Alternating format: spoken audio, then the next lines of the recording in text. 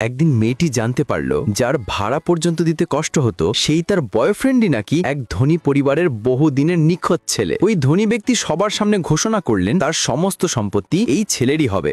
মেয়েটি সত্যি সত্যি তার জন্য খুশি হয়ে গেল, মনে মনে দুজনের ভবিষ্যৎ পর্যন্ত কল্পনা করতে শুরু করলো। কিন্তু ছেলেটি খুব শান্তভাবে বলল, আমি তো একটা সাধারণ বাড়ির ছেলে, আমাদের তো শুধু ঋণ আর ঋণ। মেয়েটি তাকে বিশ্বাস করলো, কারণ সে কখনো তাকে সন্দেহ করেনি। পরের কথাটা শুনে তার মন কেঁপে উঠল। ছেলেটি বলল, আমি কাল বাড়ি যাচ্ছি, এখন রুমে গিয়ে জিনিস গুছাতে হবে। মেয়ের মুখ থেকে নিজের অজান্তেই বেরিয়ে এলো, ফিরে আসবে তো? আর ছেলেটি ঠান্ডা গলায় শুধু দুটি শব্দ বলল, দেখা যাবে। সে চলে গেল।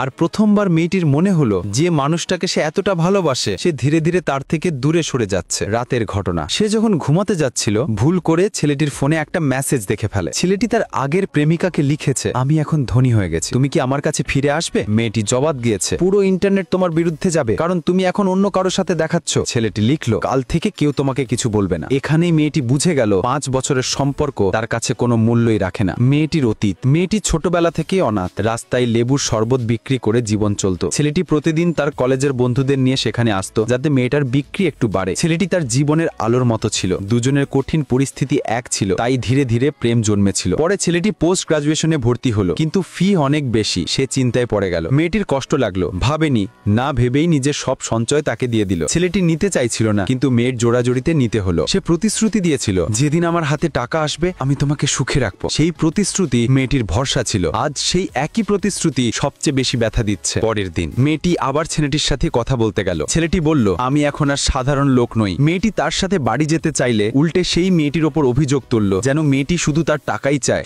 মেয়েটি কান্না করতে করতে তাকে পুরনো কথার প্রতিশ্রুতিগুলো মনে করিয়ে দিতে থাকে, কিন্তু ছেলেটি তাকে ধাক্কা মেরে বাড়ি থেকে বের করে দেয়। ভাগ্য বদলের মুহূর্ত, মেয়েটি বাড়ি খুঁজতে খুঁজতে চলছিল, ঠিক তখনই তার গাড়ি একটা পাথরে ধাক্কা খায়। সে নেমে পাথরটা সরিয়ে দেয়। এই সময় এক লোক এসে বলল, লেবুর চা পাবে? মেয়েটি বলল, আজ শেষ হয়ে গেছে। লোকটি চলে যাওয়ার সময় হঠাৎ তার চোখ পড়ে মেয়েটির বাম চোখের নিচে ছোট জন্মদাগটিতে। ঠিক একই রকম জন্মদাগ ছিল তার নিখোঁজ মেয়ের। আর মেয়েটির চোখ পড়ে সেই লোকের হাতে থাকা একটি পুরনো ছবিতে, ছোটবেলার একটি মেয়ের ছবি, যেটি হুবহু তারই মতো। সেই মুহূর্তে দুজনেই বুঝে গেল মেয়েটি সেই কোটিপতি পরিবারের নিখোঁজ কন্যা।